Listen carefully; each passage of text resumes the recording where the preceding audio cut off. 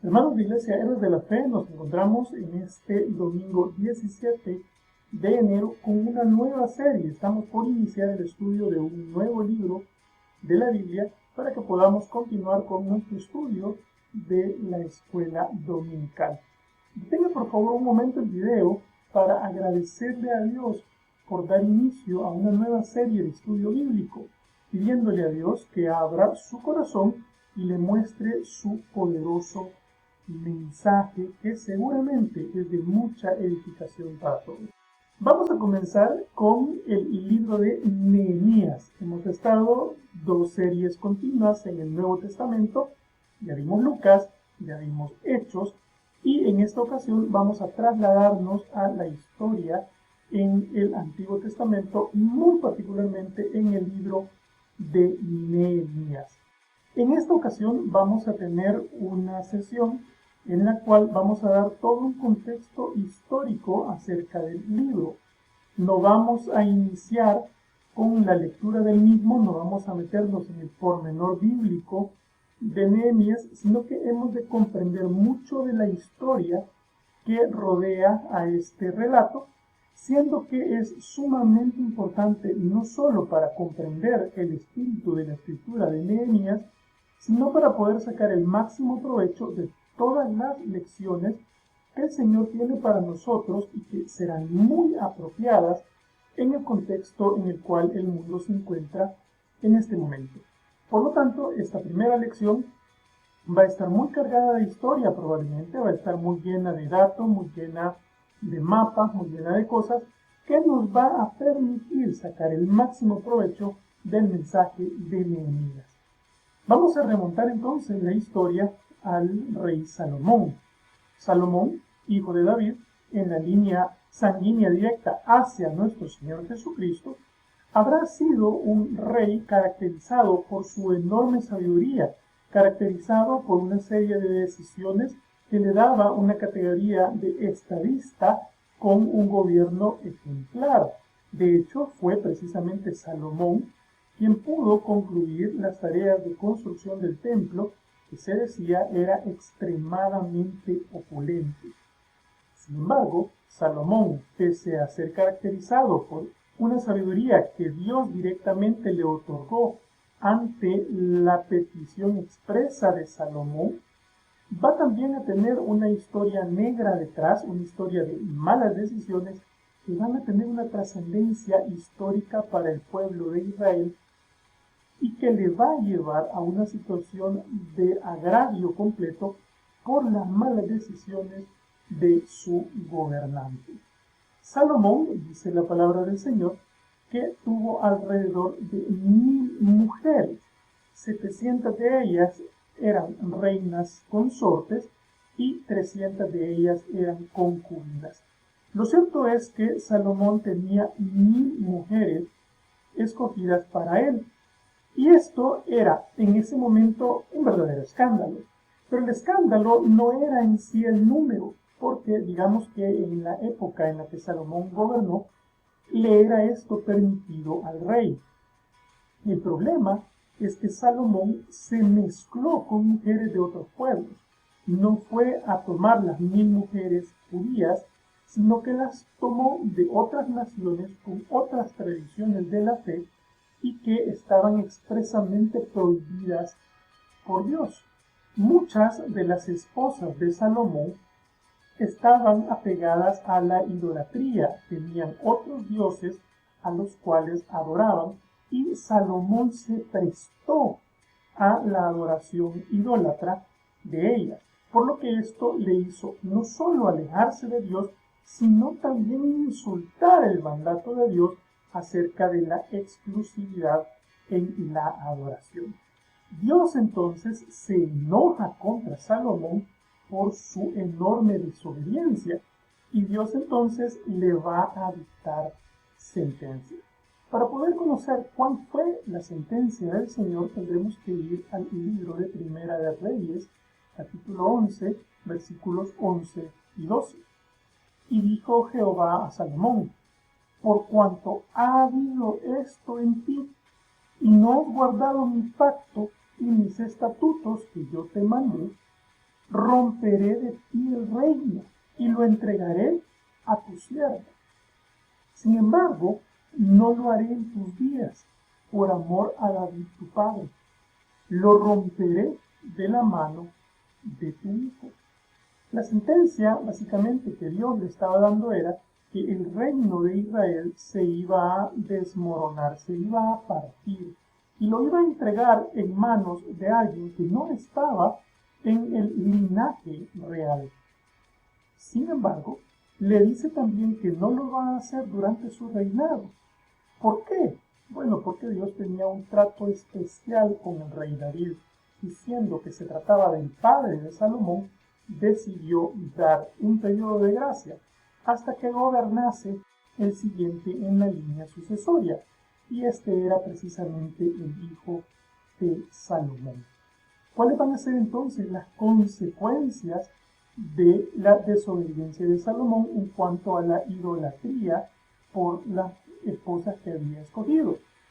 Bueno, el reino se ve envuelto en una guerra civil, una guerra interna, la cual llevaría a que el reino se partiese en dos, se dividiese, y el norte se quedaría con el nombre de Israel y el sur se quedaría con el nombre de Judá. Vale decir que el reino del sur fue el cual se quedó con Jerusalén, la capital, y además quedó bajo el mando del linaje real. Por lo tanto, de manera histórica, se tiene por válido que fue Judá precisamente el que heredó el linaje de David. En el año 722 a.C., el imperio asirio invade Israel, haciéndolo desaparecer del mapa. Para que estemos bastante contextualizados, vamos a señalar el lugar precisamente donde se encuentra la invasión. Hemos de decir que el imperio asirio se encontraba bastante alejado geográficamente y tenía una evidente influencia sobre la zona norte de Israel. Y pues obviamente el interés político de invadir sería una ruta comercial con salida hacia el mar Mediterráneo, precisamente en una zona cuyo prestigio portuario era particularmente importante.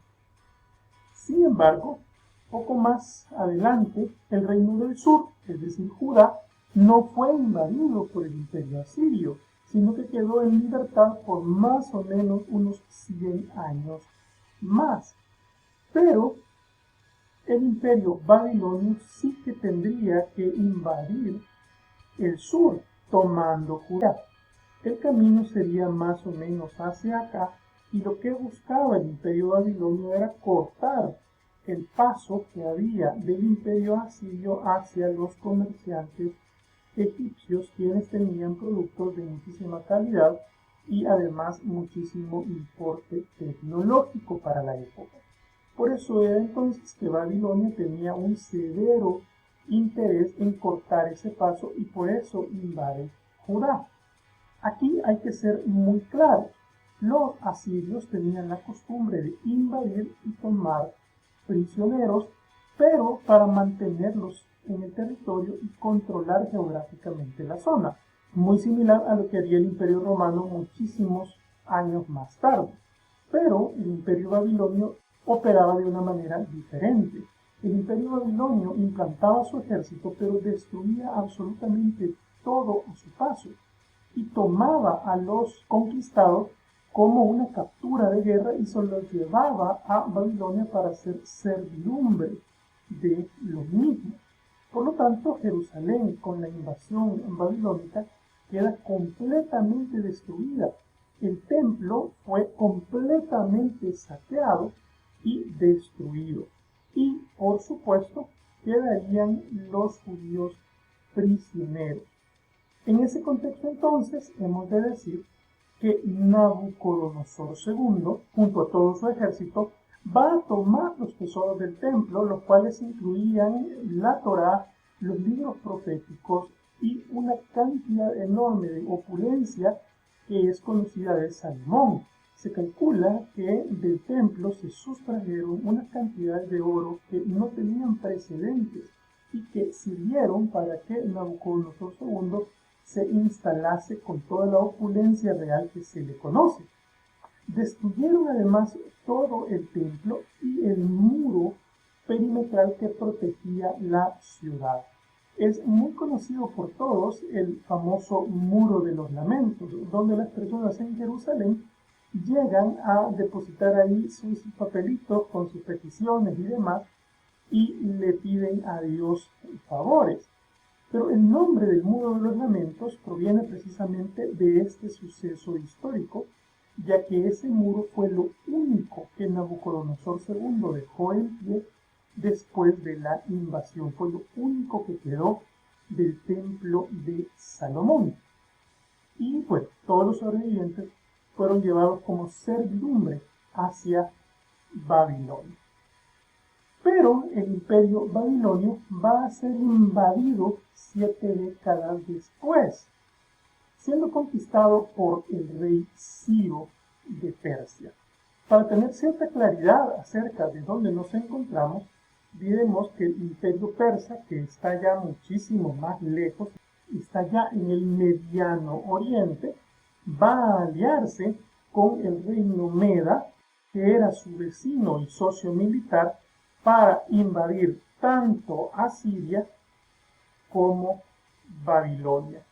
Y todos los territorios conquistados por Asiria y Babilonia quedaban bajo el dominio del imperio persa. Hay que decir acá que el imperio persa tenía un dominio muy grande territorialmente hablando. De hecho, este llegaba incluso hacia las fronteras con Grecia. Y esa frontera con Grecia va a ser particularmente problemática en el término de la guerra y va a ser, de hecho, el que inicie el fin del imperio. Pero, para ser específico, hemos de decir que la zona de interés está justamente acá, ahora gobernada por los persas, tanto el reino del norte como el reino del sur, los cuales prácticamente ya no existían. Entonces, Ciro va a ser tocado por Dios en el primer año de su dominio sobre toda esta zona. Y Segunda de Crónicas 36:23 nos da una explicación acerca de lo que va a pasar. Así dice Ciro, rey de los persas: Jehová, el Dios de los cielos, me ha dado todos los reinos de la tierra, y él me ha encargado que le edifique casa en Jerusalén, que está en Judá. Quien haya entre vosotros de todo su pueblo, sea Jehová su Dios, sea con él y suba. No vamos a confundirnos. Ciro no era un hombre piadoso ni temeroso de Dios, tampoco era conocedor de la historia del Señor. De lo que sí tenemos claridad es que este Ciro va a tener mucho afecto por el pueblo judío y va a ser tocado por Dios para que permita que haya un segundo éxodo hacia la tierra, de tal manera que desde Persia van a partir algunos contingentes que van a cruzar esta zona hasta llegar a Jerusalén y poder reconstruir el templo por orden del rey Ciro. No debemos perder de perspectiva que Ciro iba a mantener el control político y militar sobre esta zona. Por lo tanto, Ciro no está liderando al pueblo, Ciro está mandándolo a construir un nuevo templo, pero siempre bajo su dominio. Vamos a decir acá que el rey Ciro va a enviar un primer contingente al mando de Zorobabel. Esto ocurre inmediatamente. ¿Y qué es lo que va a hacer Zorobabel? Zorobabel va a iniciar la reconstrucción del templo. Y además, según la historia contada a nivel secular, es decir, por historiadores científicos completamente alejados de la historia bíblica, va a ser el que recupera la Torá y los libros proféticos y los lleva nuevamente a Jerusalén. Vamos a detenernos acá un momento para darnos cuenta que Jerusalén está rodeada por otros pueblos que no tienen realmente nada que ver con la historia del pueblo judío y que no están de acuerdo con que esto suceda porque justamente Jerusalén está en un enclave geopolítico importante que más adelante vamos a describir. Ciro muere y va a quedar el reino en manos de Darío, siendo este el rey de los Medas. Darío va a ser sucedido por Asuero.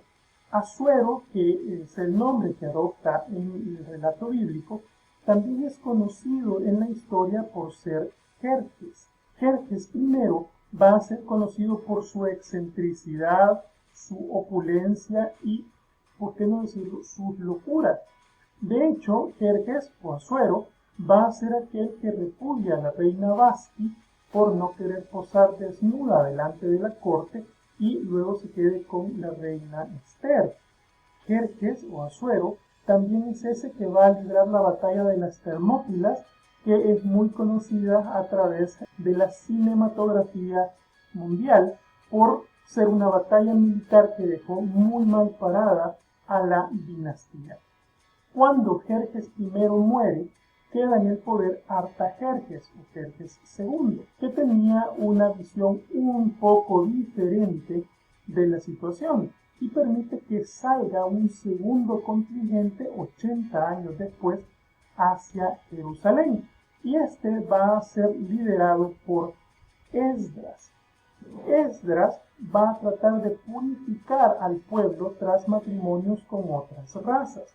Y aquí es necesario que me detenga para que podamos ver una situación que es particularmente importante.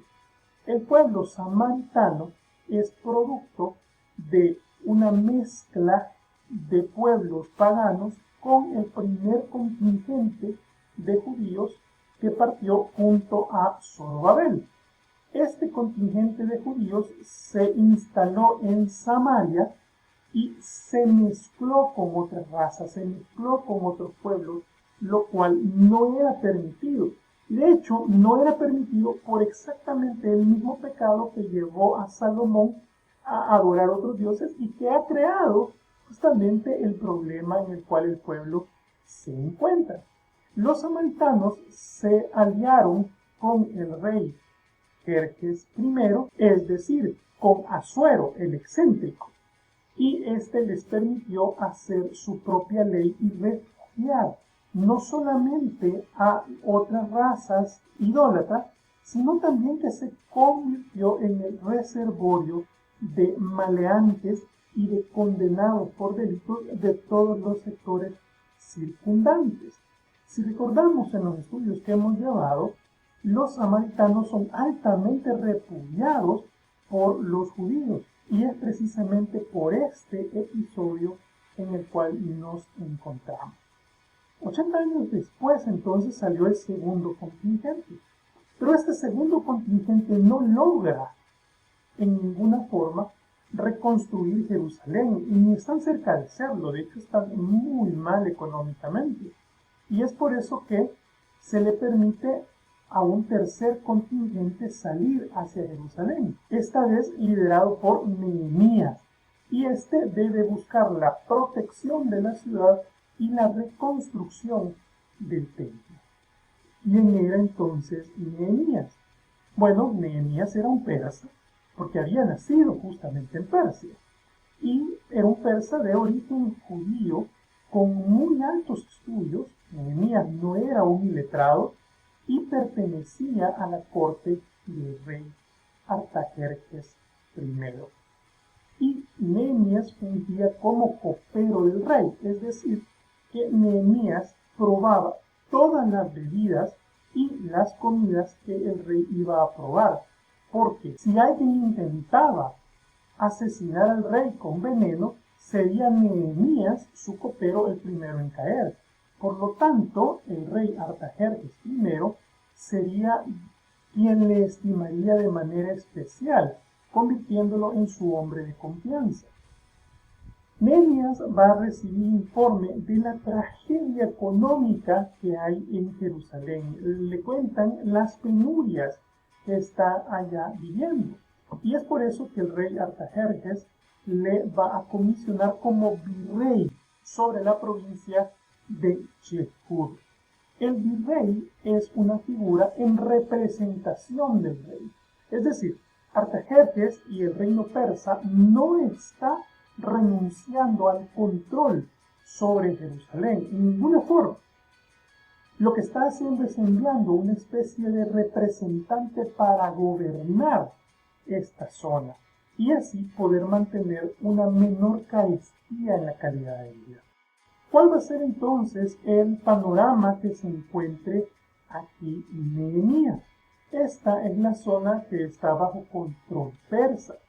Vamos a decir en primer lugar que Sanbalat está gobernando Samaria y Sanbalat no tiene ninguna intención de permitir que Jerusalén sea protegida y que el templo sea reinstaurado. ¿Por qué motivo? Precisamente porque Sanbalat está gobernando a un reino que está mezclado con otras razas y que no tiene ninguna intención de que ahí se adore al Dios verdadero. Pero es que además Sanbalat tiene un interés político de por qué no quiere que se levante nuevamente Jerusalén. Y es que Sanbalat sabe que una vez Jerusalén sea levantado nuevamente tendrá ejército para que le proteja. Y si hay ahí un ejército, entonces todos los asilados que tiene protegidos en Samaria estarían en peligro y atentaría contra su estabilidad como gobernante. Además, tenemos al rey Tobías de Amón. El rey Tobías de Amón tiene una particular guerra con los persas y mantiene una rebeldía hacia este imperio, siendo que era más de la línea de los asirios que fueron justamente conquistados por los persas unos años atrás. Tobías entonces teme que haya un enclave militar en Jerusalén y que desde ahí le logren doblegar. Entonces tiene el cometido de no permitir que esas murallas se vuelvan a levantar. Y además nos vamos a encontrar con Huechem. Huechem es el que está liderando las tribus árabes que provienen justamente del norte de África, particularmente desde Egipto, y estas tienen un interés importantísimo en que Jerusalén permanezca libre de cualquier presencia militar persa y especialmente que no exista en ella murallas que le protejan. ¿Por qué motivo? Precisamente porque los árabes tienen por ruta comercial el paso por Jerusalén y no lo pueden hacer por otro camino, ya que en Edom no tienen paso porque hay presencia militar muy fuerte que les es adversa. Por lo tanto, por acá no pueden pasar. Pero es que además tampoco pueden pasar por esta franja, donde están los que conocemos como filisteos, justamente por el pacto que Josué hizo en su momento acerca de ellos, y esa es una zona que no se puede tocar. De hecho, hasta este momento esa es una zona que se conoce como la Franja de Gaza y que permanece en esa guerra que parece interminable entre judíos y palestinos. Por lo tanto, para los árabes era importantísimo que Jerusalén no fuese militarmente controlada y que no tuviese muros. ¿Qué es lo que va a pasar?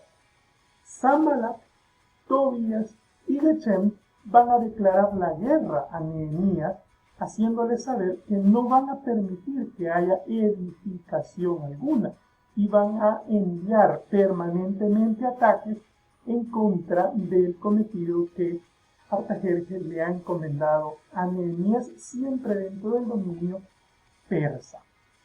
Además, Nehemías se encuentra a un pueblo completamente empobrecido y mermado. Es un pueblo muy pobre, un pueblo que se encuentra en unas condiciones muy despreciables. Es una tierra desprotegida y asolada. Es una tierra que fue quemada, que fue destruida, que fue inutilizada. El templo no podía ser restaurado porque constantemente los enemigos de Jerusalén le atacaban y le destruían a pesar de todos los esfuerzos que ya Esdras había realizado previamente. Jerusalén no cuenta con un ejército que le defienda, es decir, nadie le va a ayudar a Nehemías realmente. Nehemías solamente cuenta con la gente que llevó y pues nada más. Y además hay graves problemas financieros para la defensa y la reconstrucción. Si bien es cierto, Artajerjes, como lo veremos más adelante, le otorgó a Nehemías algunos recursos para el cometido que le estaba encomendando, pues realmente no le dio mayores cosas y Nehemías se va a encontrar con que su ejército, que a la vez es su equipo de construcción, tiene hambre y no tiene ninguna forma de poder pagarle. Parece ser que Nehemías tiene las cosas realmente difíciles. Pareciera que Nehemías se está enfrentando a un reto monumental, con todo en contra, con todo complicado, con enemigos fuertes y con carencias grandes. Pareciera que Nehemías está viviendo en el año 2021, después de una pandemia y después de todo lo que nos ha pasado como humanidad. Pero estoy seguro que en esta serie, estudiando acerca de cómo Nehemías enfrenta todo esto, Dios va a hablarnos acerca de cómo podemos ir reconstruyendo con su ayuda cada una de las cosas que en 2020 fueron duras y que con plena seguridad vamos a lograr mejorar en 2021. Que Dios nos bendiga, mis hermanos. Estoy seguro de que aprenderemos mucho de Nehemías. Por lo tanto, nos vemos la próxima semana. Bendiciones.